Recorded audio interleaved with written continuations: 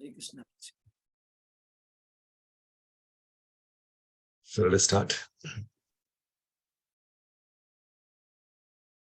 जगन्नाथ बलेश्वर माई की जय, नरसिंह भगवान की जय, पंचतत्व की जय, षड गोस्वामी की जय, गुरु परंपरा की जय, श्रीवान के श्री गुरुपाद की जय, गुरुदेव की जय। ओम ज्ञानतिमरान्धस्य ज्ञानांजनशलाकया चक्षुरुन्मिलितं येन तस्मै श्रीगुरवे नमः। नमो विष्णुपादाय कृष्णप्रेष्ठाय भूतले श्रीमते भक्तिवेदांत स्वामिनिति नामिने। नमस्ते सारस्वते देवे गौरवाणी प्रचारिणे निर्विशेषशून्यवादी पाश्चात्य देशतारिणे। जय श्री कृष्ण चैतन्य प्रभु नित्यानंद श्री अद्वैत गदाधर श्रीवासादि गौर भक्तवृंद। हरे कृष्णा कृष्णा कृष्णा हरे हरे, हरे Ram Ram Ram Hare Hare. So today we'll be continuing the chapter 8, Attaining the Supreme, from Bhagavad Gita. And today's verse is 8.26. Shukla Krishne gati hyete jagata shashvate mate ekaya yatyana vrittim anyaya vartate punah.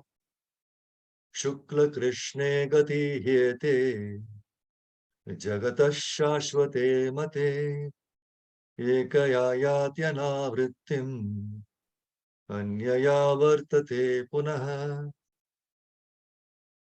According to Vedic opinion, there are two ways of passing from this world, one in light and one in darkness. When one passes in the light, he does not come back. But when one passes in darkness, he returns. So let's see what we can understand from this verse. See, in the 8.23 verse, Krishna is, see this chapter, no, Krishna is asking various questions. Arjuna is asking questions, about 8 questions. And from the 8th question, what will happen, how the person can remember the moment of death, and where he goes, and all these things. So Krishna is explaining to Arjuna. So from 8.23 verse, he starts explaining. So he says, O best of the Bharatas, I shall now explain to you the different times at which, passing away from this world, the yogi does or does not come back. See, for ordinary persons, there are some chances how to enter into that spiritual kingdom. That's why in the 23rd verse says, O Bharata, says, I shall now explain to you different times at which, passing away from this world, one does come back or one does not come back to this material world. Now, Krishna is explaining, my dear Arjuna, there are different time indication of passing away from this material world.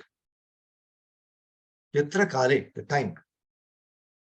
See, Prabhupada says, in India, there is like calculation of astronomical situation, right? When a man is born, no, his horoscope is made.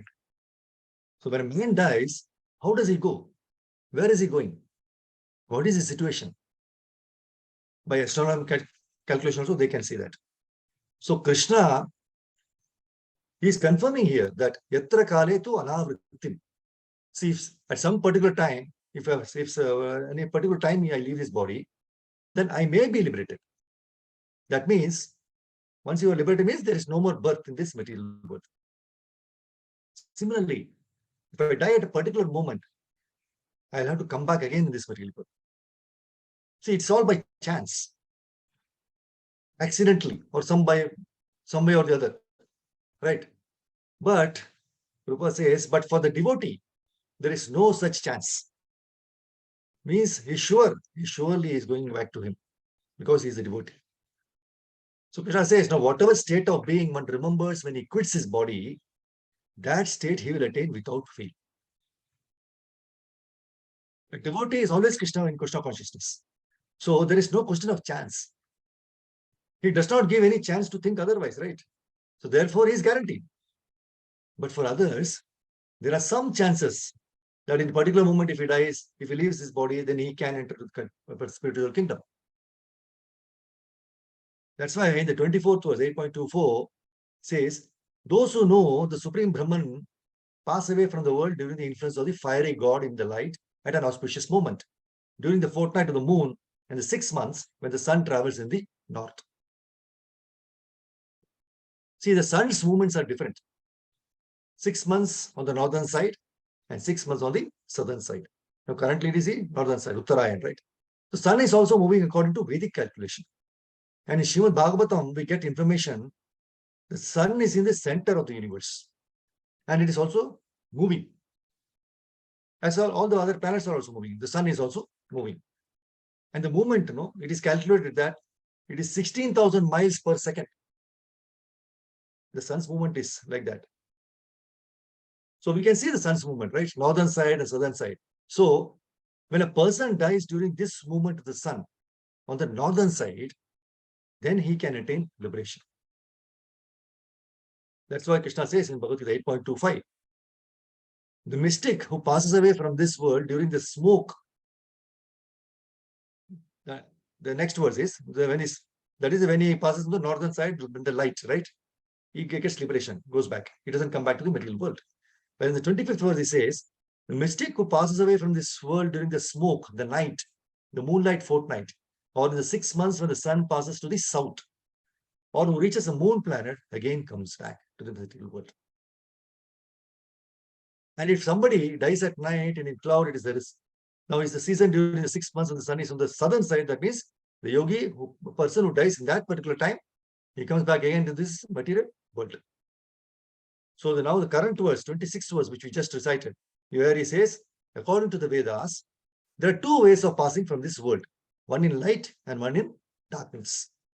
So when one passes away in light, it does not come back. But when passes away in darkness, he returns. So in this way,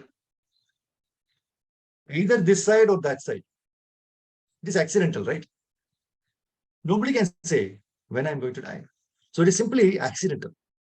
If somebody dies accidentally during this period, so somebody can attain liberation. And somebody may not attain. So that is doubtful, right? So Krishna says, the devotees who know these two paths are never bewildered. So the other was a common person, right? But as a devotee who is in Krishna consciousness, he says, oh Arjuna, they are never bewildered. Therefore, he is always fixed in devotion. That means one person who is Bhakti Yogi, who is always in Krishna consciousness, for him there is no question of chance. It is sure. Even if he dies at the time of the southern or northern, he has nothing to concern about that. No, nothing by chance. Because at the time of death, if you can think of Krishna, then at once you are transferred to the Krishna Loka. So therefore, Krishna advises, Tasmat Sarveshu Kaleshu Yoga Yukto Bhavarjuna. Therefore, you always remain in Krishna consciousness. That is not very difficult. Why? Prabhupada says, if you practice this Krishna consciousness, so how to practice? Very simple thing which Lord Chaitanya Mahaprabhu said. Just chant Hare Krishna, Krishna Krishna, Hare Hare, Hare Rama, Rama Rama. Continues to going on chanting. So at any moment when you are always remaining in Krishna consciousness. So this practice will help you. Because Krishna and his spiritual kingdom, there is no difference, absolute. So the sound vibration is very, very important. So you are associated with Krishna, right? So if we associate with Krishna's names, Krishna's pastimes, Krishna's qualities, Krishna's forms, then gradually we transcend this material existence. Janma karma divya yo janati vratutaha. If we simply try to understand about Krishna's movement, then the result is, Krishna says, Tyaktva deham. See, we have to give this body. But if we give up this body after being elevated into Krishna consciousness, then Krishna says, Tyaktva deham punarjanma naiti. 4.9 Bhagavad Gita, he says. That is, after giving up this body, you haven't got to accept another material body. No. Then where shall I go? Krishna says, Mameti. He comes to me. See, there is a planet beyond this material sky. There is another sky. And that is stated in Bhagavad Gita. Paras tasmat thu bhavo anyo avyakto avyakta sanatana.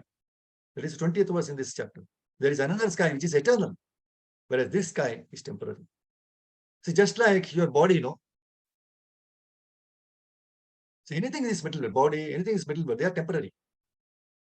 So they got a date of birth, they grow, They stay, they produce some byproduct, and then dwindle and then vanishes.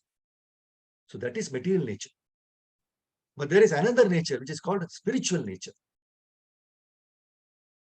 In that case, in that nature, even when everything is annihilated, that nature always stands. So that spiritual nature or the spiritual sky is described in Vedic literature, in the Upanishads, that there is no need of sunshine, there is no need of moonshine, there is no need of electricity. You can see in the 15th chapter. So that is another sky. So our only business, what is our only business now? Having heard this, what Krishna is telling, is to transfer ourselves from this sky to that permanent sky, that illuminated sky. That is the Vedic injunction. Tamasi ma jyotir gamaya. So don't remain in this darkness, in this world of darkness. Come to the world of light. So this movement is very, very important movement. So Prabhupada says in our lecture, we are trying to educate people how to transfer one from this world of darkness to the world of light, which is called Goloka Vrindavan. So to enter Krishna's supreme abode or the innumerable Vaikuntha planets is possible only by bhakti, devotional service. It is clearly stated that the supreme destination from which there is no return is the abode of Krishna. So, very encouraging statement Prabhupada gives in the 8.24 purport. For the pure devotee in Krishna consciousness, there is no fear of returning. Whether he leaves the body at an auspicious or inauspicious moment, by accident or arrangement. Nothing to worry. You're just going back to God. Just remembering Krishna at the time of death. But just like the final, if you want to write an examination in a college or wherever you have to study throughout the year, right? At the last moment you study, you may not be able to pass the exam, you may not be remembering. So that means this is the training ground, the Krishna consciousness, which Prabhupada has given, this full package which he has given to us, right from morning Mangalarti till we go to bed. If you do this just as Prabhupada has prescribed, then there's nothing to worry. This is a very good foundation wherein we will always remember Krishna and never forget Krishna. So we'll stop here. Grantha Srimad Bhagavatam ki jai, Bhagavad Gita ki jai, Shri Prabhupada ki jai. I go. Thank you very much, Mataji, for giving me this opportunity to glorify Krishna and try to understand various aspects of practical life. Hare Krishna.